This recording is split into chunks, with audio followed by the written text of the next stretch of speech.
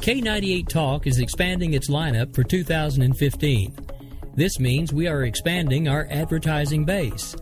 Whether you're a startup trying to push through to the next level or an established business trying to supplement your advertising budget, web-based advertising is a solid investment.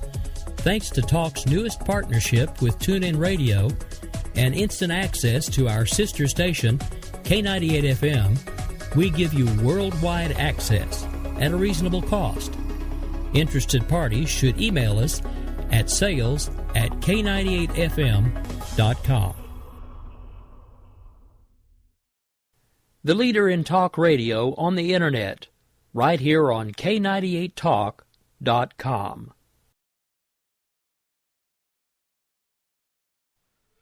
This is JD and Stacy with K98 Talk. We're here to talk to you about TPA.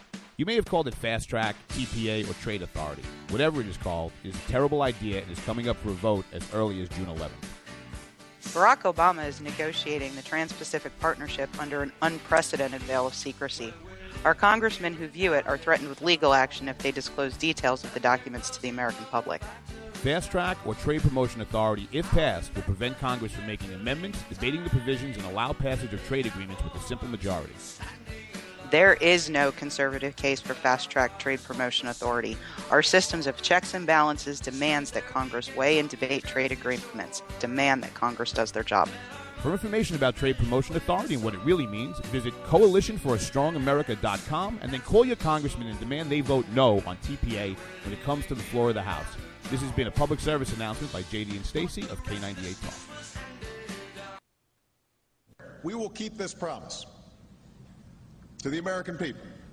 If you like your doctor, you will be able to keep your doctor, period. If you like your health care plan, you will be able to keep your health care plan, period. This is the most transparent administration in history. Not even a smidgen of corruption. Fact is, we had 4 dead Americans. What difference at this point does it make? If you got a business, you didn't build that. Oh, welcome to the face. Welcome to the face of the new democracy.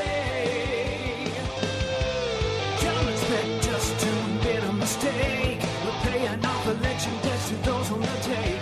Attorney General's lying even while It's time to hear the truth about America's biggest challenges. You're listening to America Off the Rails with your host, Rick Robinson. All right, folks, well, happy Thursday. We've made it. Tomorrow is the day they can't take away from us. Yes, the beginning of the weekend. Well, for some of us. For those of you who work odd jobs where you have weird days off, I do apologize, but I get really happy about this one because it's been quite some time since I've had a day job where I work Monday through Friday. So for all of you who are in the same situation that I am, and if today is the day before your Friday, take a deep breath, sit back, relax, and realize that we're almost there for the end of the week. Now, a little bit of housekeeping. For those of you that may be tuning in for the first time, you are listening to K98 Talk. I am Rick Robinson, host of America Off the Rails, and you can find this show, if you ever want to listen to it when it's not live, in a variety of places. Our home account is on Spreaker. You can always search K98 Talk there. You can also find this particular show on Stitcher, as well as SoundCloud, and also iHeartRadio. This particular show is also broadcast on AMFM247.com. Starting next week, it will air 3 days a week, Monday, Wednesday, and Friday at 1 Eastern. For those of you listening on there, you're hearing this show now, and it's going to sound kind of odd because it's actually pre-recorded for you, but they don't have anything as late as I run in my time slot. And if I move to the one eventually I plan on moving to, they won't have anything at all. So definitely will unfortunately, no matter what, have to be rebroadcasted there. Now, here in a moment, I do have a special guest joining us. He'll be with us for the entirety of the show, Mr. Patrick Fornari, the author of Commoner Sense, which is a book, and I'll let him give you more information on what gave him the idea for the book, where you can find it. I do recommend picking it up. I've read through it once already. Unfortunately, we weren't able to schedule the interview fairly recently to the time that I read through it, and I've been cramming my brain full of all the TPA stuff, so I'm about halfway through it again, but we will still be discussing the book, and I do want to give Patrick a little bit of an apology up front. I normally do not interview authors until I've read through the book at least 3 times, but I've really had a hectic schedule lately. But anyway, we will have him on here with us in just a few minutes. He's actually with us now. He he can only hear me right now. So yes, I get to torment you for just a couple more minutes. Anyway, folks, as a reminder, the new Thursday night lineup on K98 Talk, which started last week, starts off with myself, otherwise known as the crappy opening act. I do run at 7 Eastern. Then we have Red Nation Rising Radio. They will be here at 7 p.m. 7 p.m. my time, 8 p.m. Eastern. So make sure you tune in for that one. JD and Stacy, the folks that you heard the promo for earlier, they have been knee-deep fighting tooth and nail with the Coalition for a Strong America to help get the word out about TPA. So they have asked me to put up a replay for them this evening because they are still knee-deep in the fray. So we will be re-airing this evening the show that I sat in for JD, who was ill on Sunday, where I actually heard more about TPA than I ever knew, which honestly scares me because with as much as I am involved and I try to pay attention, with so much going on with it that I didn't know, it scares me as to what the average American probably doesn't know. But at this point, because I have burned now about 6 minutes blathering like an idiot, we're going to go ahead and bring Mr. Patrick Fornari on the air with us. And Patrick, how are you this evening, sir? I'm doing great. Thank you so much for having me on, Rick. I really appreciate it. It is not a problem at all, sir. It's always an honor to have a chance to talk to someone who is putting himself on the line, much like we do here. I've read, like I said, I have read through your book before. I am in the process of reading through it again. Again, thank you for the copy as well. And I have to say, it is a really good read. Unfortunately, I didn't have as much time as I thought I was going to have yesterday, or I had planned on having more of it read than I have. Now, since I want folks to actually buy the book, we're really not going to go into too much of it unless you want to, but I do want to at least discuss maybe what gave you the idea for the book, what had basically inspired you, and then we'll get into probably some topics of the day just so we can kind of see where you align on that. And for the record, just stated for this, other than a couple of emails to set up how we were going to contact one another, you and I have not really spoken or prepped anything up until this moment. Is that correct? Yeah, that's right, Rick. Okay. I do that on purpose because I've been accused in the past when I was heavily doing guests, and it's another reason why I don't do them as often as I used to, unless it's somebody that I really, really want to talk to. I've been accused of coaching my guests before, so I just want everybody to know for the record that we have, other than me commenting about your book and you asking to do the interview and us figuring out how we were going to do that, we really have not spoken much about the book before now. So without further ado, folks, this is Mr. Patrick Fornari, author of Commoner Sense, The Working Person's Guide to America. Patrick, why don't we start out by hearing a little bit about you? Well, I'm originally from the Chicago area. I was born in Northwest Indiana. I left there at a fairly early age, probably 19, 20 years old, worked some construction around that area, then went into the western United States and worked on heavy industrial jobs such as coal burning plants, nuclear plants, things like that, walking steel all day, a few hundred feet in the air. It was quite dangerous work. I learned to build and frame houses after that, then went into finished carpentry and had a fairly extensive career in Aspen and through California, Santa Barbara, La Jolla, San Diego area, etc. And one day was offered 5 months of work in the Caribbean, which was about 20 years ago, and I haven't worked in the U.S. since, and I've been in the Caribbean since then, basically. In the Caribbean, I have to admit I'm a little bit jealous about that. Well, a lot of people say I live in paradise, but I have to tell you, Rick, after 20 years out of the country, my fondness and appreciation for America has grown. And having been born in the United States, I will tell you that my idea of paradise will be returning to America with enjoying all the full rights that our Constitution and our founding affords me. Well, that's a great thought, but that does lead me to a pretty interesting question. You said you've been out of the country now for about 20 years. Have you recently have you returned at all over that time frame, or have you been gone the entire time? Yes, I do return periodically. Yes, I do, but for fairly short periods, 3 to 5 days maybe.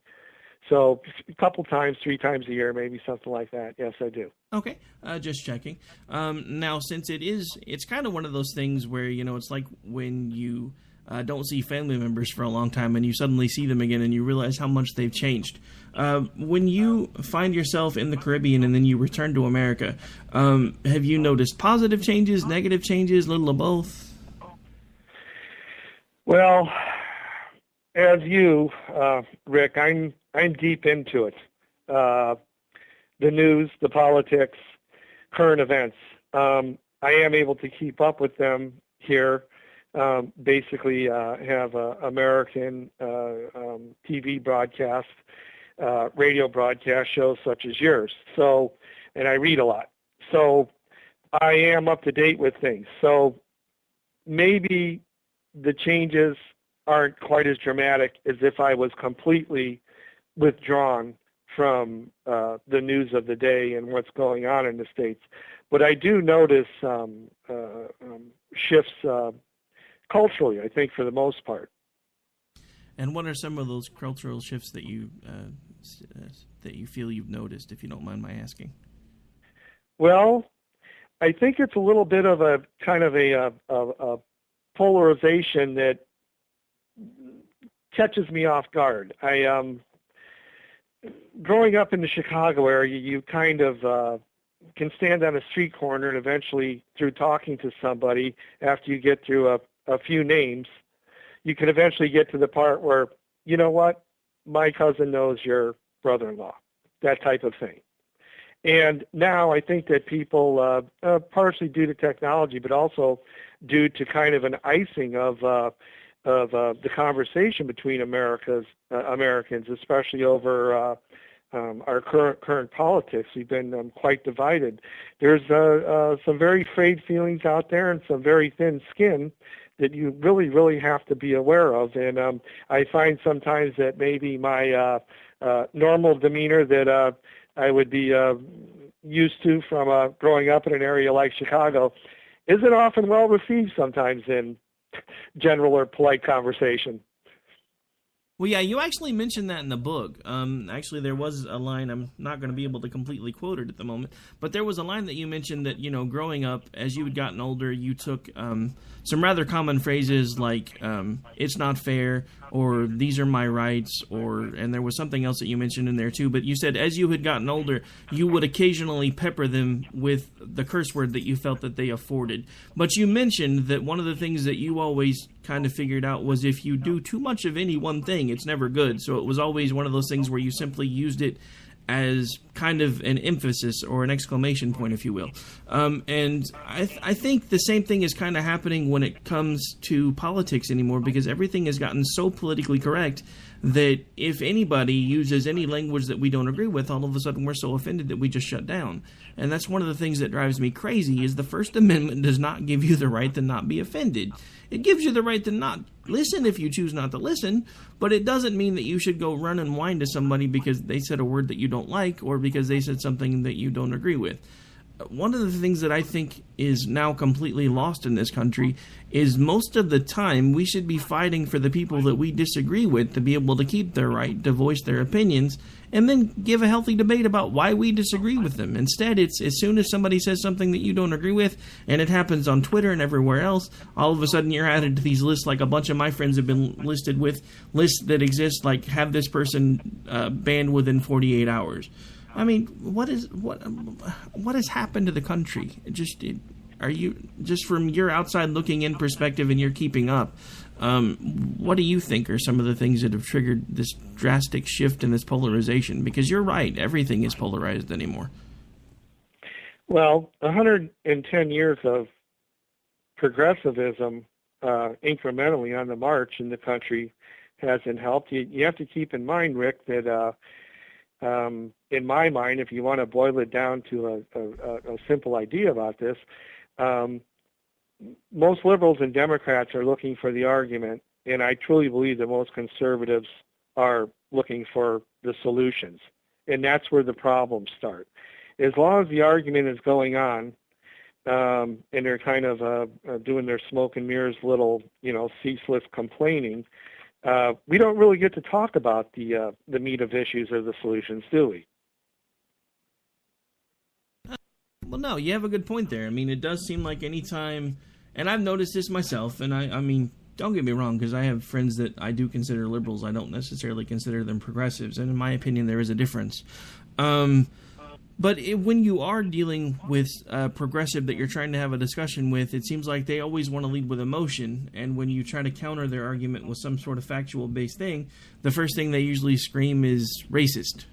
And it's like commonplace anymore. No matter what you're talking about, the first thing they want to do is basically throw some sort of a label at you, because they know that we're preconditioned that when we start hearing words like that, we instantly shut down, because nobody wants to be considered a racist or a homophobe or anything else, but you still should be able to give your opinion without being attacked. And that's one of the things that I think we have lost in this country, is the art of civil disagreement. Well, I wrote an article recently. I'm sure you remember the comedian Don Rickles, right? He's still alive, actually. He's been an actor, comedian, things like that. I grew up in that world, and my neighborhood and school was very much reminds me of how he was. And if you tell someone today, well, you understand that this guy made fun of everybody, their color, religion, nobody was spared. And people look and they, well, gosh, he must be the most horrible man in the world. Well, he's not. He's one of the most beloved people ever in entertainment or Hollywood. And you say, well, how could that be? It's very simple. He served in World War II. He put the issues of the old world, I talk a lot about the old world in commoner sense, he put the issues and the prejudices of the old world behind him. And if you were lucky enough to be in the room with Rickles and he made fun of you, if you were the target of his jokes, it was better than having the INS come along and stamp "Made in America" on your forehead. Okay? Rickles accepted everybody and understood we were Americans first, not hyphenated Americans. And that ability to laugh at ourselves, to put the old world behind us, Rick, gave us a super tensile strength that we now have lost, and the weakness is showing. Yeah, I mean, something like that came up not too long ago at my day job. There was, and I don't even remember what it was now, but there was something, oh, I know what it was. A friend of mine was explaining that she was having an issue with a friend of hers that liked to use the N-word too much. And it was one of those things where, because this was a white lady that was speaking to a black lady when she had made the comment, and she kept using it over and over and over again. And it reminded me of the old Saturday Night Live bit with Richard Pryor and Chevy Chase, where they're doing the job interview and they're basically doing word association. And by the end of it, it looked like Richard Pryor was wanting to kill Chevy Chase. But it was funny, and it was meant to be funny, and I think that's part of the thing that we have lost. We take everything so seriously now. Everything is always serious. Everything is always urgent. Everything is always of the utmost importance, and because of that, we no longer know how to laugh at our idiosyncrasies. And the simple fact of the matter is, I think even though if anybody looking from this time would go back and look at those older shows from Saturday Night Live and everything else, they'd be like, oh my God, that was the most racist we were the most racist country ever back then. And no, we really weren't, because we brought it to the forefront using humor and it was dealt with, but now we can't do that anymore, so nobody's laughing about it anymore, so they're always angry on the inside. And I think that's something that's coming through more often than not anymore, is this underlying anger when it comes to things like economic class, because we never used to have a class system in this country. It's like you said in the book, you may have grown up in the middle class, but it really had nothing to do with who you were. You knew it didn't matter where you landed in that spectrum. You knew some people that were richer than you knew some people that weren't richer than you, but your basic needs were met, so you were rich enough. And that used to be what the core of this country was. We didn't have this, well, I'm lower upper middle class, and I'm lower middle class, and this person has more money than me. And it's one of the things that drives me crazy, because there's a comparison if you really stop and think about it. And it's a story that I honestly think it might have been my granddad that was telling me something that his father had told him, because my granddad's almost 100 now. So he was alive when automobiles really first started becoming prevalent, and then he watched them start improving. And one of the times when I think he was probably maybe 10 or 12, him and his dad were walking down the street, And this guy comes driving by in this really, really nice new car. I mean, it was like, I don't know what type of car it was, I don't remember, but it was a really, really nice car.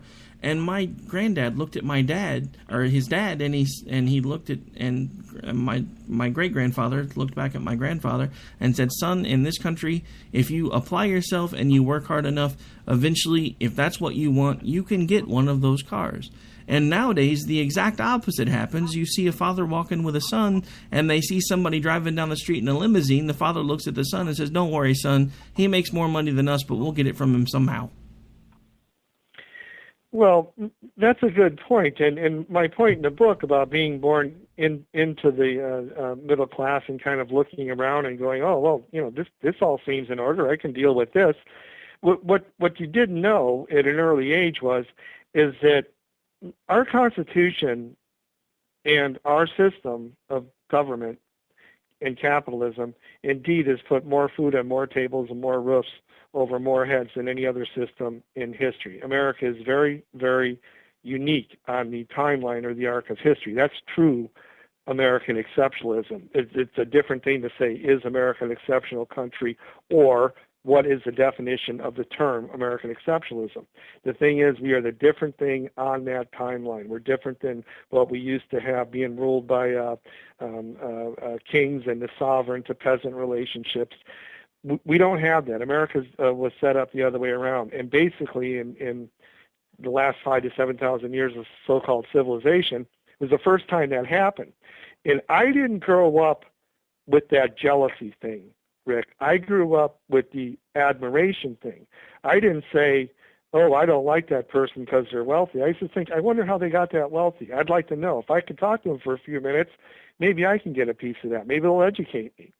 Okay, and that's how my parents were about things too. It wasn't all about money. It was the fact that we were in America, and we did live in a country that afforded you opportunities and freedom. And we have lost some of that, and all this kind of vengeful politics of division, this banana republic style rhetoric that's yielded towns like Baltimore. Now we have basically little banana republics spread across the country.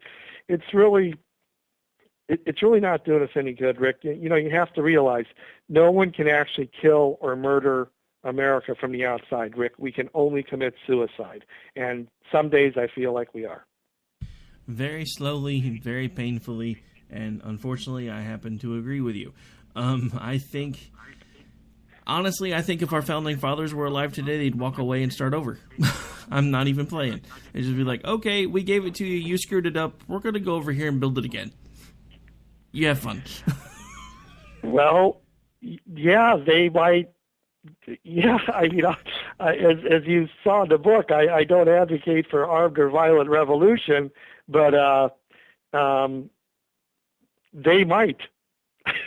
Well, I mean, let's be honest. I mean, they went to war over, what was it, a 2% tax increase on one particular item, I think, if memory serves. Yeah, it was 1 or 2%. That's right, on tea. That's right. And that's one of the things, I don't know, I know you're outside of the country, but one of my favorite shows, and I don't get a chance to watch much national TV, but one of the ones I actually liked that I wasn't sure I was going to like was Sleepy Hollow on Fox. And I think it was actually in the very first episode, it was either the first or the second one, the gentleman playing Ichabod Crane's character was looking at the receipt, and he made this exact comment. Oh my lord, they charged me 15% taxes. On this single order, they charged me 15% taxes. Our founding fathers went to war for 2% tax on tea, and you guys are taxed every day.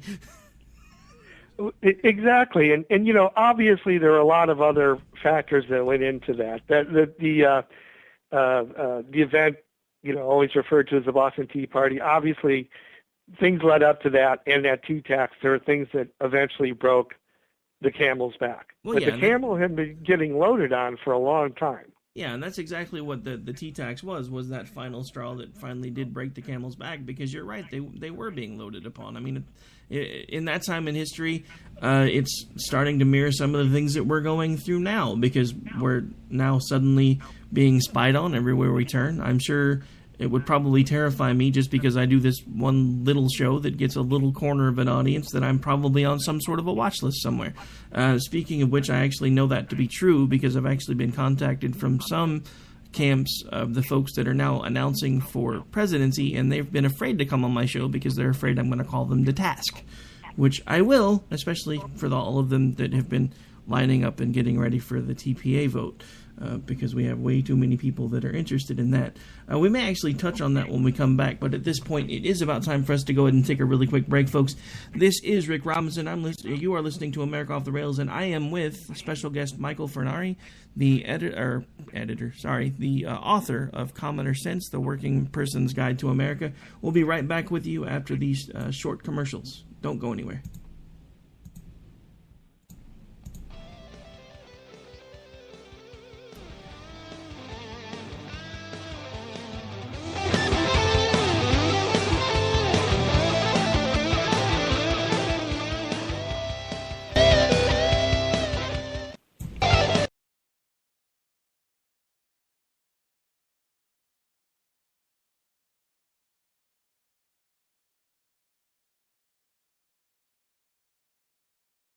Now's the time to get involved. The Coalition for a Strong America is the only conservative grassroots organization meeting with congressmen and high-level staffers on a regular basis. Stephanie Scruggs, co-chairman, is concerned about the upcoming TPA vote. First of all, what you need to know is that fast-track TPAs are still before Congress, where Congress gives their power to negotiate international trade agreements and treaties to the president. She recommends contacting your representative and telling them to vote no on this measure. It comes to the floor this Thursday, June the 11th. For more information, go to coalitionforastrongamerica.com and let your voice be heard. This has been a special announcement from K98 Talk.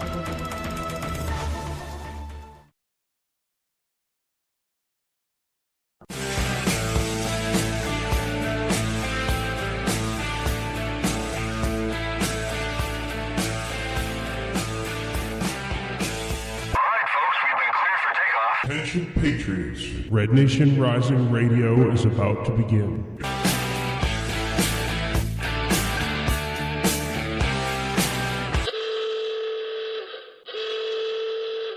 Please return your Republic to its original position and prepare for takeoff. Fasten your seatbelts. It's going to be a bumpy night. It's a long way to the top if you want to rock and roll.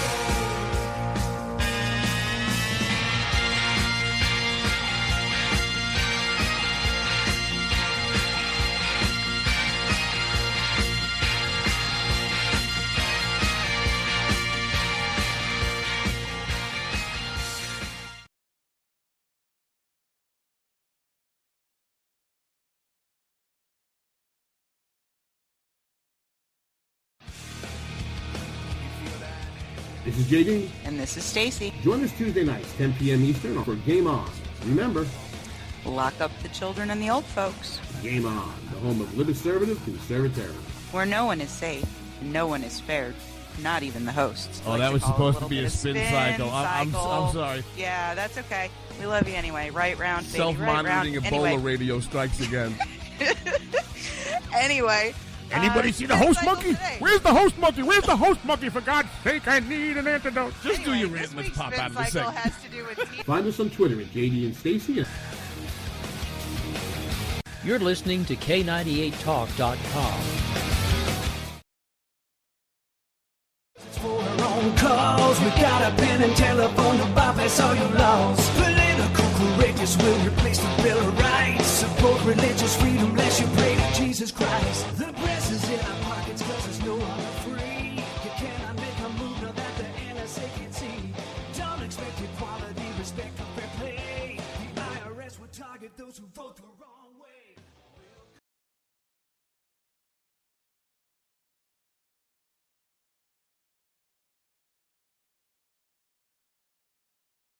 No problem at all, Rick. All right. So, again, this is Rick Robinson. You are listening to America Off the Rails, and I'm with special guest Patrick Fornari, author of Commoner Sense. Okay, so we kind of started getting into more kind of the current political spectrum type of stuff. So I have a question. As far as the whole administration currently, for, against, on the fence, ready to run them out with pitchforks? Just asking. Oh, boy. As you know from reading the book, I concentrate on principles and ideology and facts and my opinion and some antidotes. And I don't mention really any politicians in the book. I know, that's why I'm asking you now. What's that? I said, I know, that's why I'm asking you now. Okay, so there's only one that I mentioned. And our president, I remember when Mr. Obama first came on the scene and he was making national news. He gave that speech in 2004, or 2004, I believe it was. And everybody said, boy, you have to watch this guy. And I said, listen, you really have to watch this guy. Okay, because I'm from the Chicago area, and he's this kind of hybrid of the Chicago machine politics and super progressive. This stuff is ingrained in him, and he was the last type of president that we needed. He's not qualified to be president. I don't agree with him on virtually just everything, and I cannot wait till he is out of office, Rick.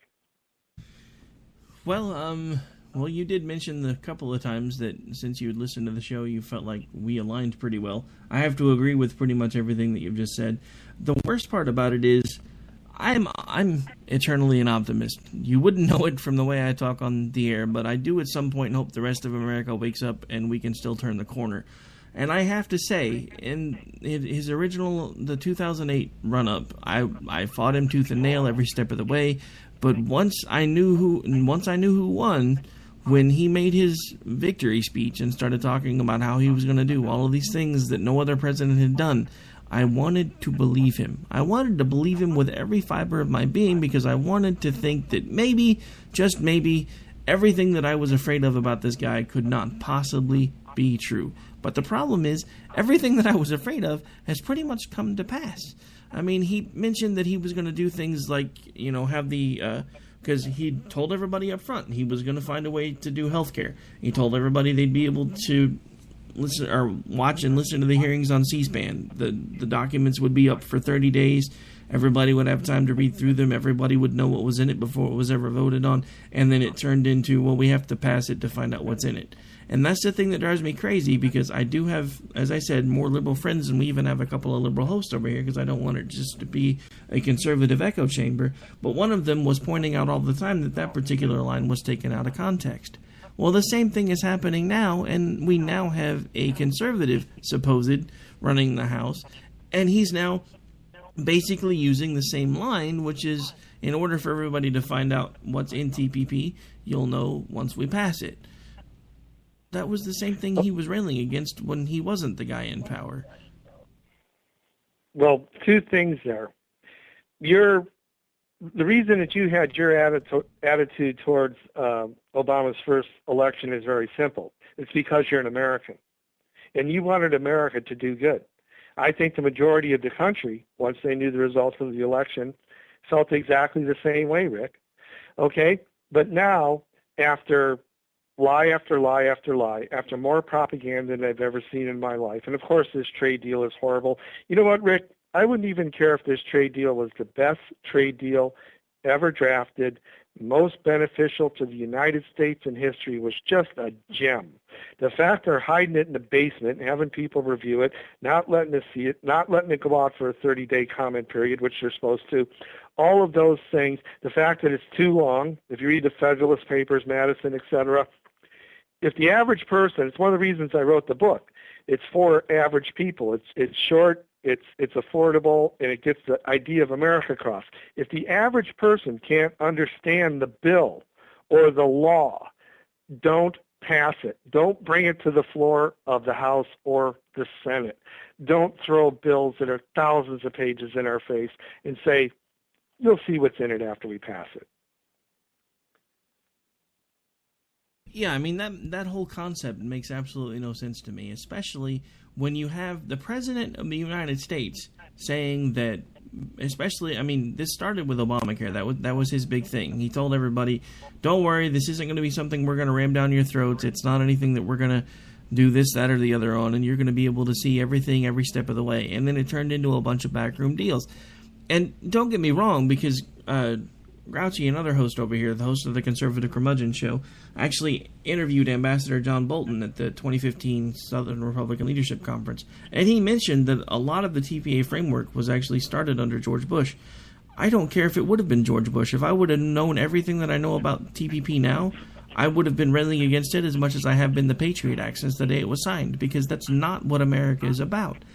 These backroom, quiet deals that nobody's paying attention to, that get basically looked over because of all the distraction media. I mean, I swear, it's like we're living in the decline of Rome, because it's like the entire administration has adopted this bread and circuses policy when it comes to the media. Keep throwing distraction after distraction after distraction out to the American people so they don't know what we're doing behind the scenes, and that's exactly what it feels like. And sadly, it's felt like that for even a little bit longer than this particular administration, but they've taken it and moved it up to an art form. I was able to catch some of the Sunday show that you sat in on, and the information that you put across absolutely floored me. But this isn't the half of it, okay? That's something that's hidden in a bill. I think that those things have probably gone on for decades. I'm not saying it's right, but that's one way that government has been underhanded. The other one is this. Our elected officials hide behind bureaucrats and bureaucracies. So whether it's the EPA, the IRS, whoever it is, they say, well, you know, that bureaucracy passed that law. It isn't voted on. It's that our representatives don't know what the heck is going on. They hide behind all this stuff. And then they have taken this to another level, where the President of the United States or the Secretary of State or Susan Rice or John Kerry, whoever it may be, just simply come on television and lie, bald-faced lies. Now, I'm not going to sugarcoat it, just lie straight into the camera to the American people. And this, to me, is absolutely appalling. Yeah, I mean, I completely agree, and it's become an art form. I mean, you know, and it's not just the Secretary of State. They've done it with Ambassador Rice. They sent her around with the talking points after Benghazi that everybody knows was a blatant lie, but nobody wants to call anybody on the carpet for it. We have the whole situation, again, with now the TPP, where the president is, there's nothing harmful about the TPP. Well, really, if there's nothing harmful about it, why can't we see it?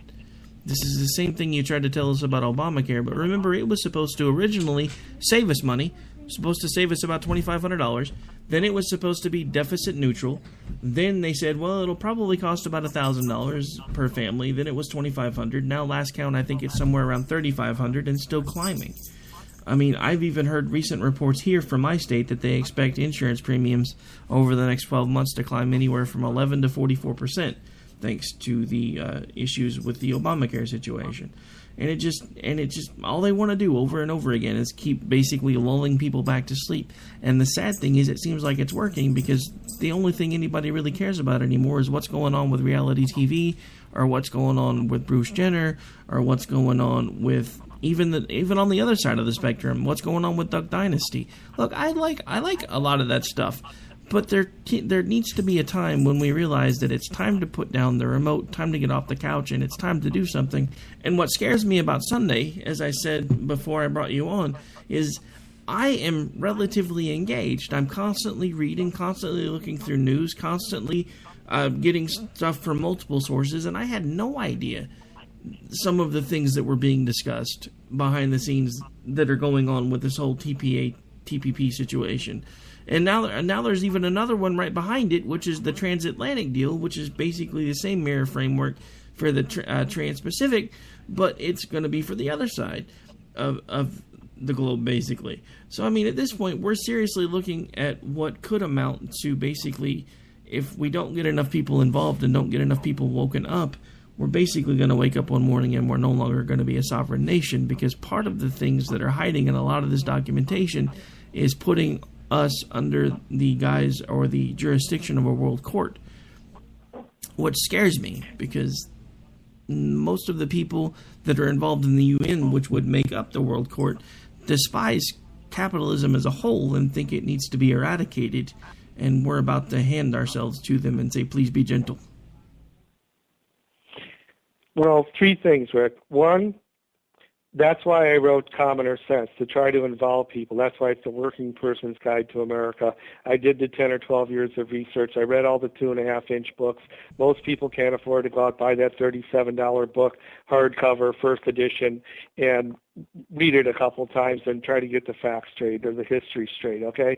So I tried to condense that and do that in the book. The second thing is they've tried this before with the laws of the seas treaties and things like that, where you know, they want to tell our Navy where it can go, when it can go there, or things like the European Union commenting on a death penalty case in Texas. And now the other thing is I want to pick up on something you said about being hopeful and optimistic. You're unlikely to hear this from other authors, Rick, but our Constitution has only lived a kind of half-life, okay? The progressive intrusion or interruption into our constitutional journey has not let us yet fully realize what it can do in its full potential. So that's where the hope comes in. But that only works if we unleash the power of the average person and the average voter to say my voice and vote does matter, because it's been diminished over the last few decades to a really just an astounding degree. It's very weak. And take that power back, employ our Constitution again, get energy independent, get term limits going, get tax reform going, and then you're going to see an America like you've never seen before. And that's where the hope and the optimism comes in my opinion. All right, so I have a question, sir. When are you running for office, and how can we vote for you? No. It would be the last thing I would want to do. This was the little thing I could do, to just get my opinion out there about this and do something, because you understand, not being in the U.S., I couldn't be there. Search the globe for a flavorful spice. Sorry, occasionally the Spreaker site likes to throw up a random ad. Okay, no problem. But not being in the U.S., I couldn't be the guy that went out door to door and campaign for somebody, or encourage people to go to vote, or try to get petitions signed for certain things to shut things down or start things up. So my political reach from here was limited, and I thought, well, there is one thing I can do. I mean, literally one day my girlfriend walked by me, and I was reading one of those books, and she looked at me and she said, stop reading them and write one. And it hadn't occurred to me before. And she said, you know as much about it as anybody. Just go ahead and write one and tell them what you think. So I took her advice, and it turned out to be one of the best things I've done, because if anything, I put my thoughts on the record, I got this off my chest, and I have influenced some people. The feedback I get about the book, where people say, gee, you know, you said what I was thinking, I didn't know how to quite put it into words. I'm very grateful for that, because when you do something like this, you don't know if you're going to hit or miss. That was my intention. I was trying to speak to that average working person, and to a degree, that's worked. And for that, I'm just very grateful. Let's put it that way. All right, and as we actually get to the point where we are going to start winding down the show, because we are just a few minutes away from close, because we actually have to shut it down about 5 minutes early to give time for the next show to come onto the server. Just want to give everybody a reminder, Red Nation Rising is coming up next. They will be live here starting at approximately 9 Eastern, or 8 Eastern, and then JD and Stacy will have a show up, but it will be yours truly sitting in with Stacy for an interview that we did on Sunday, because again, they have been knee-deep in the fray and needed the night off because they're still working hand in hand with Coalition for Strong America to try to continue to get the social media word out on this TPA nightmare. At last news report I heard, they've now pushed the vote back to possibly sometime tomorrow, so it would appear that maybe the social media pressure is working. So thanks to all of you that are helping us get the word out when it comes to that. Now, as we do start winding things down, a couple other things. Just to give everybody an opportunity, where can they find the book? How can they order it? If they want to give you any feedback, how can they reach you? It's very easy. You can get it on Amazon. You can also go to my Bitly account. It's just, or link. It's just bit.ly/Commoner Sense. You can follow me on Twitter at Fornari Sense or on Facebook. So it's quite, and I also have a blog that I think some people might find interesting. I put articles on there. That's at commonersense.net, and I also do guest articles for the Magic Morning Star newspaper out of Maine. It's an online newspaper, and I contribute articles to them also. All right. Wow, you're, I think, almost as busy as I am. I'm really trying, Rick. I want to get the good word out there. We can turn this thing around. I say that I'm with you. I want to keep that optimism, but I'll openly admit to you, Rick, that sometimes I get a little ground down on what I'm hearing and seeing because it's just it's a nightmare. It's a nightmare. I mean, it really is. It's not so much that I'm ground down. It's just like I said, the thing that terrified me, and the thing that's gotten me so energized over this last few days, is hearing all of the things that I didn't know about this agreement that's about to come up for a vote. This has been going on for a very, very long time. Some of this started 2 years ago. And we're just now getting to the point where we understand enough of it about how completely scary this is. And oddly enough, and I never thought I would say this, but for the first time in my life, I agree with Elizabeth Warren and Bernie Sanders. And yes, that hurt just a little bit to say. Well, right. But I mean, I listened to that Sunday show. I listened to part of your rebroadcast, and again, I'm with you. I was completely shocked. The immigration stuff in there, the fact they could bring other countries in without our permission, and again, if it was the perfect deal, when it's done in secret, that doesn't matter. That has nothing to do with our system of government. No, you're right. It most definitely does not. And I think that was the thing that scared me the most, is I didn't realize that this was going to be what's considered a dockable agreement, which basically means anybody can join in as long as the majority of the folks involved in it say it's okay. We're basically giving our sovereignty away if we agree to something this crazy. And we're about to do this from two separate directions. And ultimately what's going to wind up happening is we're going to find ourselves under the jurisdiction of a world court, and we're not going to know what to do. And nobody really knows about it, or at least they didn't. This week it seems like everything's finally coming to a head and people are finally starting to pay attention. But again, what scares the crap out of me is I've been doing this now for a little over 2 years, and I had no idea what was going on with TPA, TPP, and the Transatlantic Agreement. Enough to know that I didn't really want it to happen, but not enough to realize that if it passes, it basically could be the beginning of the end of our sovereignty, which is a very scary thought to me. It's like waking up and finally deciding, or it's like waking up and the coach finally putting you in the game and there's 3 minutes left on the clock and you're down by 70 points. What are you supposed to do? You know, it's just, I mean, I'm going to go down swinging, but I kind of feel like we're getting there, and that's what worries me. It worries me, too, and Mr. Obama is a citizen of the world, not President of the United States, and he wants to take us along on his little journey of global governance, whether it's through cap and trade or laws like this or anything else, and turn us into a European-style democracy so we're all the same. And I say we're America, and we should remain unique and different. There's no reason to give up the American experiment yet, or American sovereignty, or American exceptionalism. It's not time yet, that's for sure. No, it's definitely not.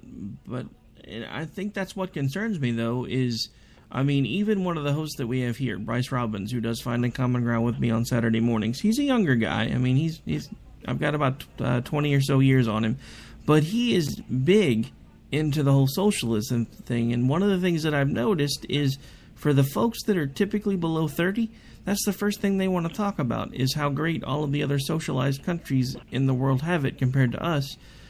And I wonder how much longer are we going to be able to keep this system in place when it seems like the younger generation just want to scrap it, and most of them have no interest in the Constitution. And even our leaders now, one of which is supposed to be a constitutional scholar, seems to want to do nothing but use it as birdcage liner. Well, it's not the first time that these waves of populism have traveled across the globe. They're evident everywhere, and we have to to fight the good fight. It's a bit of brainwashing. It's a little bit of emotional and instability, if you ask me. And there isn't much, you have to realize, Rick, the socialist countries, for example, in Europe, couldn't be socialist without our military protection. They would have to be more capitalist so they could afford their own armies. Our defense of them allows them to spend their money on social services, okay? And that's what is being attempted in the U.S., trying to pare down our military to make room for the social programs. So we'll all be even in the end, and everybody will be poor, and everybody will be broke, and no one will be an exceptional country whatsoever. Well, yeah, and you bring up a good point, and as we come to a close, I did kind of want to touch on that. It seems like after World War II, somebody came up with this great idea that we needed to be the world police, while at the same time trying to find ways to bring the rest of the world up to our economic level. And it didn't work. So sadly, what I think we are starting to see now is the reverse, where folks have figured out it's easier to tear something down than it is to build something up. And sadly, we are the thing that needs to be torn down, because if they can knock us down a few pegs, then we'll have to let somebody step in to clean up the mess. And I think a lot of that has been going on by design, whether anybody wants to admit it or not. I don't think Obamacare was an accident. He's actually been caught on tape saying something that should have ended his presidential run, but nobody found out about it until it was too late, and then they just didn't give a damn anymore. And that is the fact that he specifically, in front of cameras, told everybody that he did not support a single-payer system, and then a few days later, behind closed doors, told everybody that he does support a single-payer system. And that's exactly what he's been trying to do. This is the framework to get that started, and the only way to get that started is to attack the insurance companies, which is exactly why they're having the mess that they're having now. I don't think it's by accident. I think it's by design, and that's another thing that scares me, is in between this and the TPA-TPP situation, if we don't do something now, it's going to be too late really soon. And it saddens me that I finally woke up, because I wasn't that politically involved until about 3 or 4 years ago. But I'm really starting to wonder if I got in the game just a little too late, but I'm still going to keep trying. Well, I'm glad you're in. And the fact of the matter is, Rick, whether anybody likes it or not across the world, I really don't care. The fact of the matter is that if America does good, America is the engine of the world. If it does good, the world does good. And we seem to have a government, a regime in place right now that's trying to change that fact. All right, well, that does bring the show to a close, folks. This is Rick Robinson, and I have been spending the evening with Mr. Patrick Fornari. And again, apologies for getting your first name wrong earlier. For some reason, I put it in the link wrong, but again, I will fix that for you before I send you the link. That way you can do with it as you wish. It's been my pleasure. If you ever want to do this again, just hit me up. It's been a great time, and I look forward to hopefully maybe doing it again in the future. Maybe when you're at your next one. Come on, Hey, I'd really love to talk to you again, Rick. I'll definitely get a hold of you. All right. So just before we close, I know I'm running a little longer than I said I was going to. Any thoughts on another book? Any other books that you've got out? Is this the only one? Are you working on any more? Yes, I am, and I have to, let's put it this way, I have to sell a few more of these books before I can entertain the idea of the next one fully. So, but it is in the works, and I'm very excited about it. Well, hopefully maybe we can help you get some of those sold. Because again, folks, if you have not gotten it yet, as he said, you can get it on Amazon. You can find it, I believe I think it even has a hardcover edition, does it not? Or is it just paperback? No, it's just the paperback, and you can, of course, get the ebook, and you can get it for different devices. And if you Google it, it's certainly on more than one link. You can get it on all kinds of different formats, languages, everything, all over the world. All right, well, you heard it here, folks. Go grab it, read it. It's a great read. It's not. I mean, he's right. He did write it for the common American because it's not very long. It's honestly, the first time I read through it, I had it done in about a day and a half, and that was picking it up a couple hours at a time. So you can definitely That's the idea. Pretty quickly, and it's a great read. All right, Patrick, it's been my pleasure. At this point, we are going to have to go ahead and close the show because I got to make room for the folks coming on behind me. You want to do this again anytime, just hit me up. Okay, thank you again. I really appreciate it, Rick. Talk to you soon. Not a problem, sir. You have a good night. You too. Bye-bye. Bye-bye. All right, folks. So again, that was Patrick Fornari, author of the Commoner Sense, the Working Person's Guide to America. This is Rick Robinson. I'm gonna have to cut it out of here because we got to make room for Red Nation Rising coming on in just a couple of minutes. You guys have a